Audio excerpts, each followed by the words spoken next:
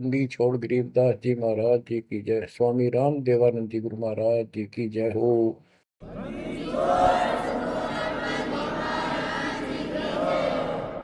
सर्व संतों की जय, सर्व भक्तों की जय, धर्मी पुरुषों की जय। श्री काशी धाम की जय, श्री सुडानी धाम की जय, श्री क्रोथा धाम की जय, श्री बरवाड़ा धाम की जय। सत साहिब। कबीर दंडवतम गोविंद गुरु बंधु अर्जन सोई। पहले भय प्रणाम तिन्ह, नमो जुआगे ओय। कबीर गुरु को की जय, दंडवतम कोटि कोटि प्रणाम। कीट न जाने रंग को यो गुरु कर है आप समान। बच्चों, मानुष जन्म परमात्मा की कृपा से आपको प्राप्त है। मनुष्य जीवन के अंदर मूल उद्देश्य केवल भक्ति करना और मोक्ष कराना होता है। इसके लिए सर्वप्रथम गुरु की आवश्यकता होती है। सर्वप्रथम गुरु की, गुरु पूर्ण हो, तत्व ज्ञान प्राप्त हो और संपूर्ण भक्ति मोक्ष मार्ग यानी सभी मंत्र सत्य हों, फिर भक्त मर्यादित रहे, समर्पित रहे, आसानी से मुक्ति प्राप्त कर सकता है। अब जैसे धर्मदास जी का प्रसंग चल रहा है, तो आप देख रहे हो कितनी अच्छी आत्मा, परमात्मा के चाहने वाली, कति कुर्बान। और जैसा उस अज्ञानी गुरु ने मार्गदर्शन किया, कति अटूट श्रद्धा। सेवक तो ऐसा ही हो, पर गुरु ऐसा ना हो जो जीव को कर्म कांड में उलझावे। अब इस कथा से आपको अपने आप बहुत कुछ बातें समझ में आएंगी कि आपको कैसे पूर्ण सतगुरु प्राप्त है, अध्यात्म ज्ञान प्राप्त है, संपूर्ण मूल ज्ञान जो आज तक छुपा के रखना था। और अब भी आप नहीं समझ सके उस परम पिता की महिमा को और इस गंदे लोक के यथार्थता को, तो फिर परमात्मा आपको कौन सी भाषा का प्रयोग करे जिसे तुम समझ सकते हो। लास्ट फिर वही होगा जैसे 600 साल पहले दाता ने आपको पटक दिया था, ठाके झटक दिया था। या तो आंखें खोल लो, भूल जाओ इन बकवादों को। इस संसारिक चोचलों में कुछ नहीं धरा। गरीबदास जी कहते हैं, सर्व सोने की लंका होती रावण से रणधीरम। एक पलक में राज विराजी कर जम के पड़े जंजीर। इतने ठाठ बाट थे, सिद्धियां थी, आकाश में चला जाता था, पुष्पक विमान ऊपर से छीन के लाया था कुबेर से, खूब उद्मस्तार रखा था। और भगत किसका था? शिव जी का। तीन देव की जो करते भक्ति ही, उनकी कदे न होवे मुक्ति। और कितनी बकवाद भर जाए इनमें, जिसके कारण प्रसिद्धियां भी होगी साधु संत ऋषियों की।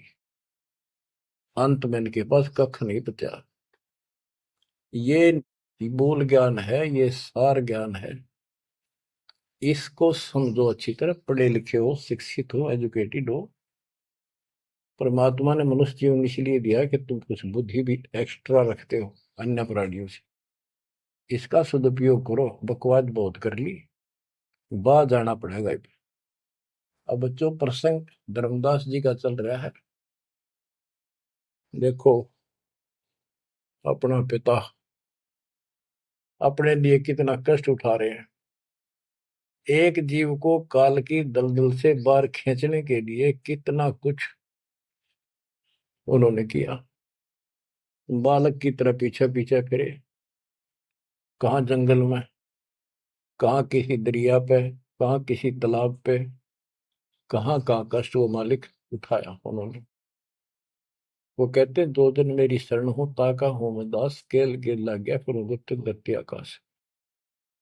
जैसे राजा अम्बरीश था, उसके पीछे लग रहे थे।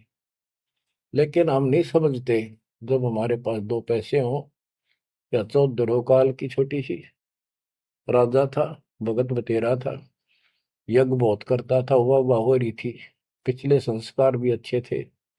वो संस्कार कब बने? जब कभी कबीर साहब की शरण में था, जैसे कलयुग में हो तुम। अब ये जो रह जाएंगे ना, पार हो गए सो हो गए। भक्ति अच्छी करते हैं क्योंकि सत्साधना मिल गई। एक सांस की कीमत कितनी गजब की है, इसकी बहुत वैल्यू है। पार ना हुए तो फिर ये नो फंस जाएंगे काल के। इनको स्वर्ग में रखेगा, देवता बनावेगा, उड़ा माचे माचे आन देंगे, फिर राजा पृथ्वी बना देगा। पृथ्वी पा के फिर ये पिछले पुण्यों के कारण ठाठ तो होने हैं। और भक्ति भी करेगी आत्मा, क्योंकि पीछे भक्ति की चास पड़ी हुई है इसको।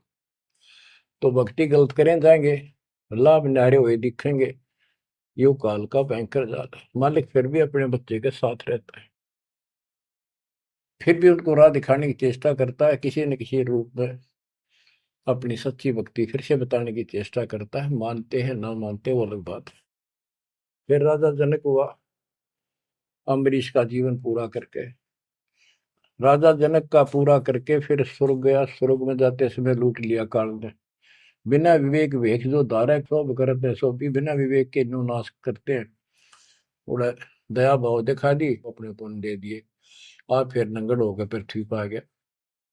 सारे पुण्य वहां खत्म कराया, आधे आधे ऊपर स्वर्ग में भोग लिए, और फिर पृथ्वी पर आ गए।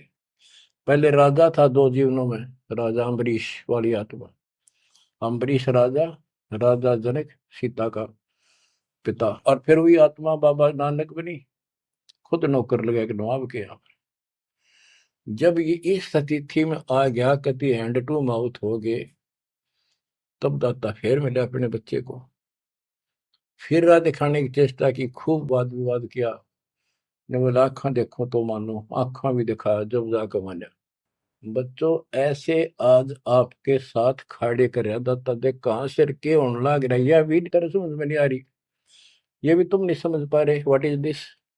इसका नाम है कबीर भगवान। इसको कहते हैं सक्षम समर्थ परमात्मा। बच्चों यहाँ देखो, मालिक ने कैसे अपने बच्चों तक संदेश पहुंचाने लग रहे। काल ने जुल्म करने में कसर नहीं छोड़ी, पर यू भी तो उसका बाप है। और देखो अपने बच्चों को कैसे अमृत छकाने लग रहे। इन क्रियाओं को देखकर ये विश्वास कर लेना चाहिए कि आप समर्थ की शरण में आ चुके हो। द्वार धनी के पड़ा रहे, धक्के धनी के खावे, 100 काल जग जोड़ी कर द्वार छोड़ जाओ।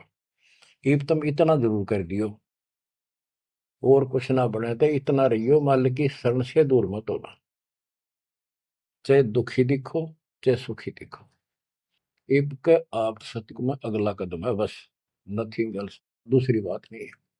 पर होगा उनका जो मर्यादित रहेंगे, समर्पित रहेंगे, तन मन धन सब तेरा, ये कहने से नहीं, करना होगा। काल जाते आज ले चलो दाता, रखियो अपने चरण में।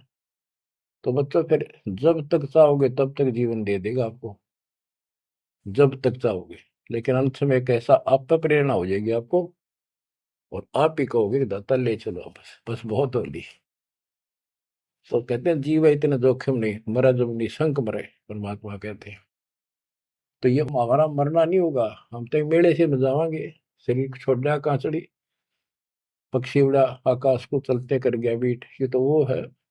बच्चों प्रसंग धर्मदास जी का चल रहा है। परमात्मा ने धर्मदास जी को पूरी सृष्टि रचना फिर सुनाई, क्योंकि शुरुआत में उसने इसलिए सुनी थी, अपना तर्क मन में अलग रखा था। साथ में आमनी देवी ने भी सुनी, दोनों को विश्वास हुआ। परमात्मा से कहा कि जोड़ पानी में पूछो स्वामी, पानी माने हाथ, जोड़ पानी में पूछो स्वामी, को कृपा कर अंतर्यामी।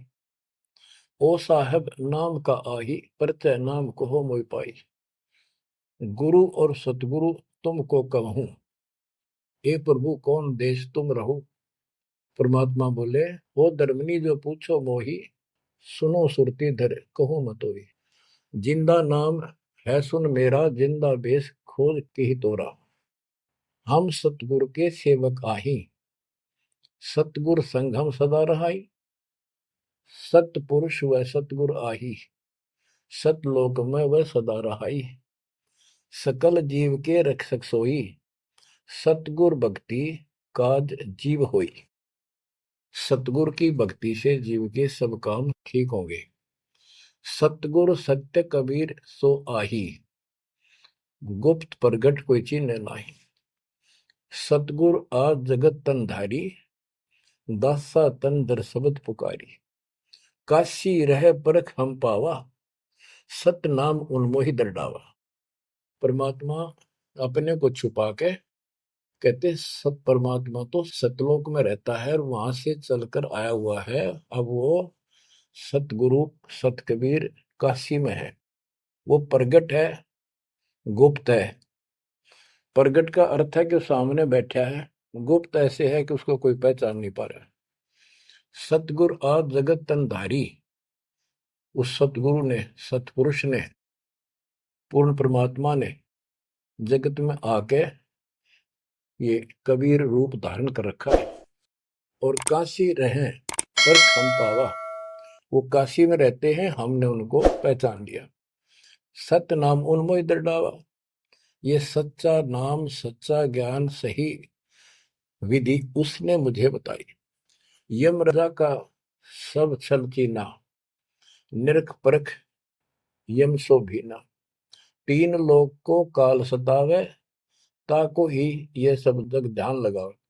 तीन लोग को यू काल परेशान कर रहा है, दुर्गति कर रहा है तीन लोग की, सब प्राणियों की, और उनका ये ध्यान लगावे। ब्रह्मदेव जाको वेद बखाने, सोई है काल कोई मर्म न जाने। जिसको ब्रह्म भगवान के है ना, देवता लोग, गुरु ऋषि, वो वही तो काल है। तिनके सुत अहि तिर देवा, सब जग करे उनकी सेवा। इनकी पूजा करते, ये उसके पुत्र है तीनों। तिरगुण जाल ये जग हुंदाना, जाने ने अवसल पुरुष पुराना। जाकी ई जग भक्ति कराई, अंत काल जीव को सोए दरखाई। जिसकी ये भक्ति करते हैं काल की, ब्रह्म की, या इनके तीनों पुत्रों की, अंत समय वो इनको खावे। सब जीव सतपुरुष के आही, ये सारे प्राणी उस सतपुरुष कबीर साहब के हैं। यम दे धोखा फांसाता ही, प्रथम भय असुर यमराई। बहुत कष्ट जीवों का लाई, दूसरी काल कला पुन धारा। धर अवतार असुर संहारा, जीवन बहुविध कीन पुकारा। रक्षा कारण बहु करे पुकारा। जीव जाना ये धनी हमारा, दे विश्वास पुनः धर अवतारा। अब क्या ये बताना क्या चाहते हैं परमात्मा? हिरण्यकशिपु, उसको काल ने पैदा किया, उसने उद्मस्तारे भगत को सताया, हाहाकार मची सारी जनता में। तो परमात्मा ने आकर उस राक्षस को मारा और विष्णु को रूप दिखाना पड़ा, क्योंकि कबीर साहब को जानते नहीं थे। बच्चों, भगत का रक्षक केवल कबीर साहब है। प्रहलाद भगत था, प्रहलाद विष्णु जी का उपासक था। इस भक्ति को यहाँ तक लाने के लिए दाता ने आगा पीछा कुछ नहीं देखा, ना अपनी महिमा की आवश्यकता समझी। यदि वो महिमा चाहे तो काशी में 120 वर्ष रहे एक निर्दन जुलाहे की लीला में, वो 1 मिनट में कुछ भी कर सकते थे, दुनिया पीछे हो जाती, पर ये इस मार्ग में चला नहीं। तो क्या बताते हैं कि विष्णु रूप धारण कर लिया, विष्णु भी खुश होगा, लोग क्यों विष्णु जी ने रक्षा कर दिए, विष्णु जी ने रक्षा कर दी। अब ये काल का जाल नो ऐसे अड़ा रहा। अब कबीर साहब ने इसको उसी तरीके से समझाने की चेष्टा की है, अपना रोल निकाल दिया बीच में। कबीर साहब समझाना चाहते हैं कि एक तरफ तो काल ने राक्षस बनाए, फिर तुम कहते हो विष्णु ने नरसिंह रूप धार करके और हिरण्यकशिपु को मारा, इसलिए विष्णु की महिमा बन गई। अब लोग विष्णु के चिपक गए, इसको भगवान मान कर पूजन लाएंगे। हीरो हो गया यो, जैसे पिक्चरों में देखो हीरो 2-4 रन गढ़ दे, बस वाह वाह वाह के जो ना इन करिश्मों को देखकर, चमत्कारों को देखकर इनके चिपक गए। ये सब काल का जाल है, परमात्मा ने इससे कोई लेना देना नहीं। परमात्मा चाहते थे इन भक्तों की आस्था बनी रहे, काल चाहता है ये नास्तिक हो जाए। प्रमाण के लिए परमात्मा से जब वार्ता हुई इसने विवाद किया, तकरार करी, प्रथम बार आई। आखिर में लास्ट में जब सारी मन्नत मंगवा के वचन भरवा के ने बोला कि सबको उल्टा मार्ग लाऊंगा, गलत साधना पर दृढ़ कर दूंगा, देवता, तीर्थ, व्रत, मंदिर, इनकी पूजा हुआ और किसी को कोई यहाँ से निकल नहीं दूं, कि ये साधना करेंगे आध्यात्मिक लाभ होए को नहीं, आप नास्तिक हो जाएंगे। आप देख लो वर्तमान में गांव के गांव बहुत अच्छी आत्मा के लोग हैं, स्त्री पुरुष, लेकिन भगवान से दूर हो चुके, इसलिए हो चुके हैं कि इनकी साधना करते करते दुरुक्ति रही है, वो साधना ठीक नहीं है। तो यहाँ परमात्मा धर्मदास को वो आंखें खोल रहा है कि जिनको तुम भगवान मान रहे हो ये ऐसे काल जाल कर रहा है। एक तरफ तो ये कंस, केसी, चाणूर और पूतना जैसे, जरासिंह जैसे बना दिए, उधर से कृष्ण बना कर भेज दिया न मारने खातर, इनको मारने के लिए। कृष्ण ने वो मार दिए, कृष्ण चौधरी पाक गया, भगवान बन गया। अंत में कृष्ण भी मरा और नरक में जागा, जिसे कर्म करे या भोगने पड़ेंगे। अब बच्चों ये सारा खेल यो है, पीएचडी लास्ट पॉइंट है। जैसे एक राजा सेना को आदेश देता है दुश्मन से युद्ध करो, तो सैनिक का कर्तव्य बन जाता मरूं या मिटूं, और जाके खड़ा हो जाता है लेकर बंदूक मोर्चे पे। तो सैनिक सच्ची आत्मा से होते हैं और वो दुश्मन के छक्के छुड़ाने के लिए अपना जीवन न्यौछावर कर देते हैं, आमने सामने मोर्चा संभाल लेते हैं। अब वहां पर कुछ इधर से मारे जाते हैं, कुछ उधर से मारे जाते हैं। जैसे अपने भक्त बच्चों को सेना में जाना पड़ता है, लड़ाई भी करनी पड़ेगी, युद्ध के मैदान में उतरना ही पड़ेगा और आमने सामने मोर्चा डांटना पड़ेगा। युद्ध तो करना पड़ा, लेकिन वहां रक्षा कौन करेगा? वहां उन बच्चों की रक्षा कबीर साहब करेगी। इसी प्रकार काल ने रामकृष्ण को भेज दिया इनको मारने के लिए। रामकृष्ण को कोई मौत नहीं था इनको मारने का, इनके साथ खुद मालिक रहे। रामकृष्ण सतगुरु सहजादे भक्ति हेत यूं हुए प्यादे। रामकृष्ण भी उस परमात्मा के बच्चे हैं, उस महाराजा सारी सृष्टि के सम्राट कबीर जी के राजकुमार हैं, सहजादे। ये तुमसे ज्यादा निकट प्यारे हैं उसको, क्योंकि इनके में बहुत गजब की भक्ति की थी, पर पैर फिसल गया इनका, अब काल का फंस गए। कोटिक अवगुण बालक कर ही पिता एक चित नहीं धरी। बाप के अंदर एक ऐसा परमात्मा ने पर रखा है प्रेरणा, स्वभाव, बालक से करोड़ों बकवाद कर ले पर पिता एक भी उसकी गलती को ज्यादा सीरियसली नहीं लेता। तो इसी स्थिति पर परमात्मा इस नियम से उन निकम्मों के साथ भी आज है, लेकिन बहुत प्यारे उनको हैं, क्योंकि कभी वो बहुत गजब के भगत थे और कॉलोनी को सिलेक्ट करा है उनके कर्म फुड़वाने के लिए, उनको उच्च पद देता है। ये प्रधानमंत्री, मुख्यमंत्री, ये बहुत अच्छी आत्मा थी, पिछले भगत थे, तपस्वी थे भगवान के बच्चे, उसके लिए कर रहे थे। अब वो बैठा दिए पदों पर, अब कर्म फोड़ लेंगे तो मानने को नहीं। फिर जब हंटू माँ उठा जाएंगे बाबा नानक की तरह, फिर पकड़ लेगा, फिर लेगा। काम तो बढ़ गया, समस्या तो वहीं के वहीं खड़ी रहेगी। वो तो बात निमड़ी क्या है बच्चों, इसको कहते हैं सार ज्ञान। ये है वो मूल ज्ञान। धर्मदास मेरी लाख दुहाई, मूल ज्ञान कहीं बाहर न जाए। मूल ज्ञान तब तक छपाई जब लग द्वादश पंथ ना मिट जाए। अब यो ऐसा ज्ञान आज तक किसी ने निर्णायक नहीं सुनाया। तो एक कोई बकवाद करेगा तो उनको सबको पता होगा ये संत रामपाल जी से सुनकर अटपट मारन लग रहा है। हमारे छोटे छोटे बच्चे भी उसको 2 मिनट में फिट्टे वो कर देंगे। तो ये पंथ खत्म हो गए। बड़ा पेड़ होता है ना, पड़ भी जा, उसकी एक आधी जड़ की तरह जाए धरती में लगी, वो थोड़ा बहुत हरा कई दिन रह जाया करे, पर अंत में उसकी लकड़ी सूखेगी। तो आज इनकी स्थिति शुरुआत हो चुकी है, ये सारे ढह चुके हैं। मालिक के तूफान इस ज्ञान के सामने इनका कोई औकात बची नहीं है। अब तुम ध्यान दो जिसके ऊपर ये मालिक गजब की रजा कर रहा है। इसको हल्के में ना लो, तुम ज्यादा सीरियस